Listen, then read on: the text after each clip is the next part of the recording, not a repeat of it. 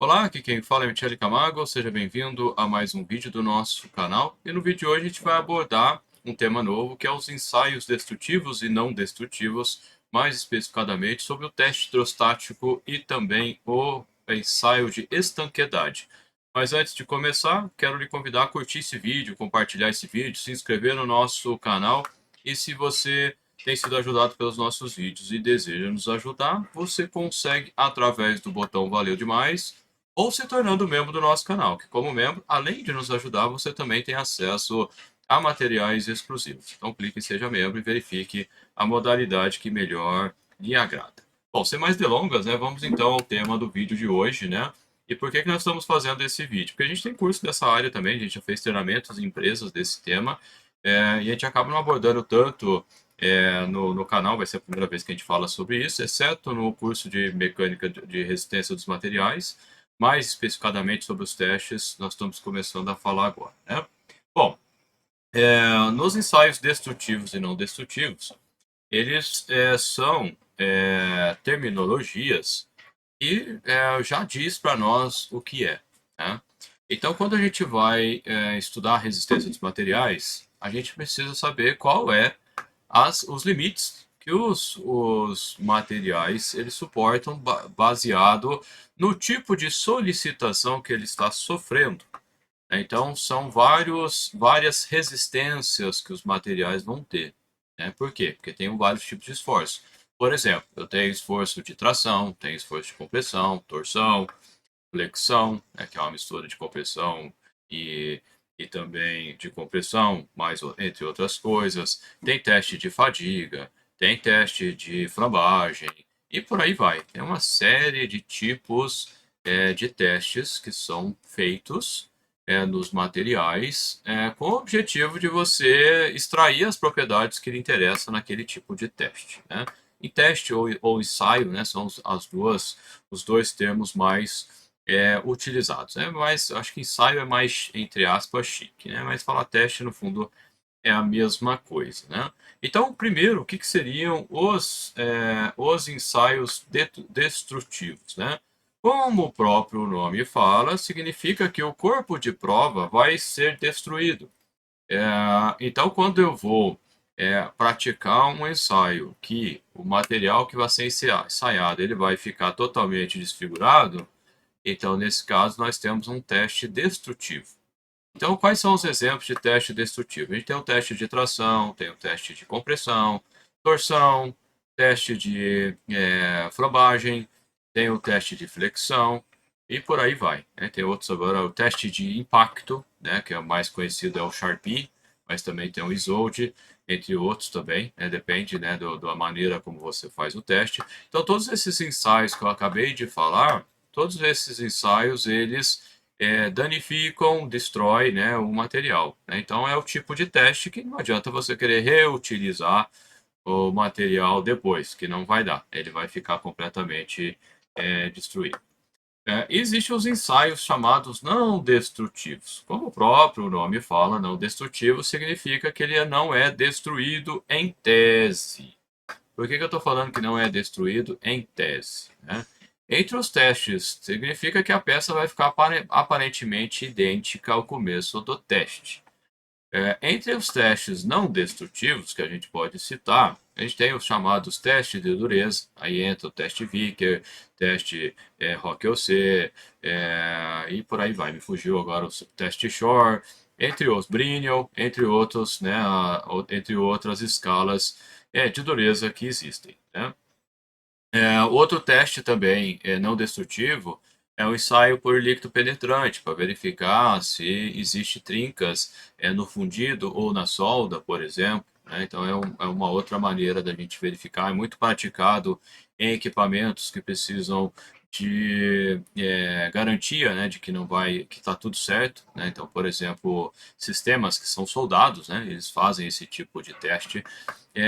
Por exemplo, também o teste hidrostático, que a gente vai falar um pouquinho dele aqui, o teste de estanqueidade e por aí vai. Existe uma infinidade também de testes e ensaios, né, por ultrassom e por aí vai, né? Então eles não destroem. E por que eu estou falando que teoricamente você não destrói a peça, né? No caso do teste de dureza, ele vai fazer uma marcação, né? Se você fizer um teste Brinell, Rockwell-C, o Vickers, ele vai imprimir na peça testada uma determinada marca. Essa marca, na maioria das vezes, não gera maiores problemas. Então, em tese, você poderia reutilizar a peça testada.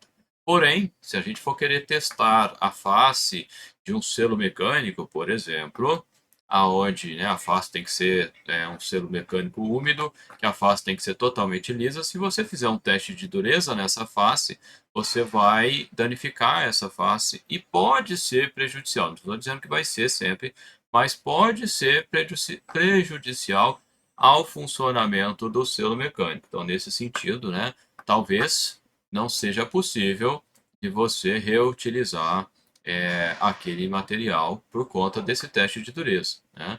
É, em sets, por exemplo, de válvula, também poderia ser alguma coisa parecida, né? Mas, né, em geral, os testes não destrutivos, você consegue utilizar o material testado. Bom, o que seria então o teste chamado teste hidrostático? Teste hidrostático, quando a gente fala hidro, significa que ele é feito com líquidos, embora exista o teste pneustático, a gente poderia falar dessa forma, que é utilizado com ar comprimido, que é similar ao hidrostático, só que ao invés de eu usar um líquido, eu utilizo o ar comprimido, né, como eu acabei de falar. E o teste de estanqueidade, ele é parecido com o teste hidrostático, né? O que muda é a maneira como eu vou fazer o teste e o objetivo, a maneira não, mas algumas coisas sim vai ter diferente, mas o objetivo que a gente tem em relação ao teste hidrostático e o teste de estanqueidade.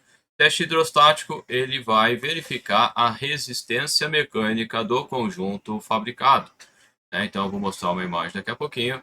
Eu vou pressurizar esse sistema e verificar se eu tenho algum tipo de deformação além da conta, né? Se tiver além do que vai ter deformação, vai ter. Não pode ser além do permitido pelas normas que foram utilizadas para a confecção, né? Para o projeto e confecção do componente, né?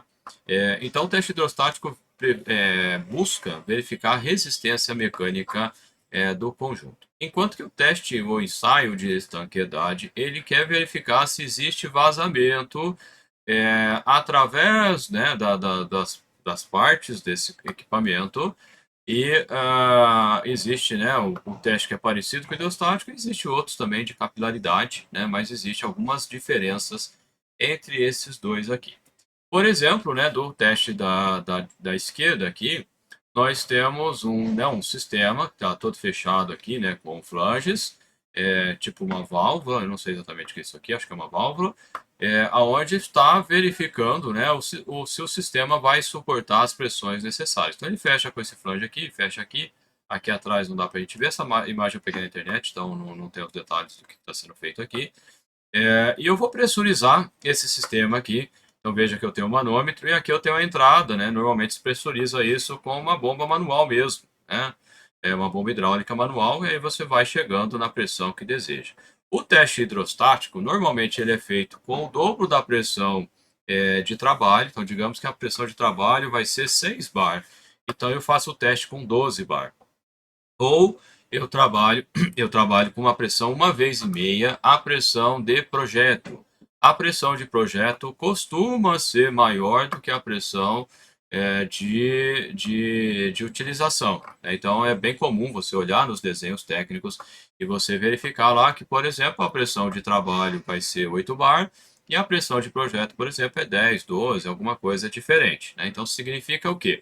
Se eu fiz o projeto considerando que o meu sistema vai suportar uma pressão maior e na verdade ele vai suportar menor, então eu vou estar a favor da minha segurança nesse equipamento, né? Eu costumo dizer que engenharia é tudo menos exata, né? O pessoal fala que ciências é exata, não é, mentira. A engenharia não é exata, porque tudo é aproximado, né? Os instrumentos não são exatos, então eu não tenho exato é exato, se é 2 é 2, se é 3 é 3. Não é 2 mais ou menos uma tolerância. Se é 2 mais ou menos uma tolerância, significa que não é Exato, né? Porque a gente não tem instrumentação para ter tão exatidão nesse sentido. É claro que quanto melhor a minha instrumentação, mais preciso é as minhas medidas, né? E se eu faço os cálculos com medidas mais precisas, eu vou ter, consequentemente, cálculos mais precisos, mas eles não serão exatos por conta disso, que é feito dessa forma, pressão maior de trabalho e a pressão de projeto maior do que a pressão de trabalho propriamente dito, né? De um modo geral, isso acontece, né? Então, se eu faço, é claro que se eu faço um teste hidrostático igual a gente está projetando aqui, né, da esquerda, e eu tenho vazamento, a pressão cai, significa que ele não passou na estanqueidade. Então,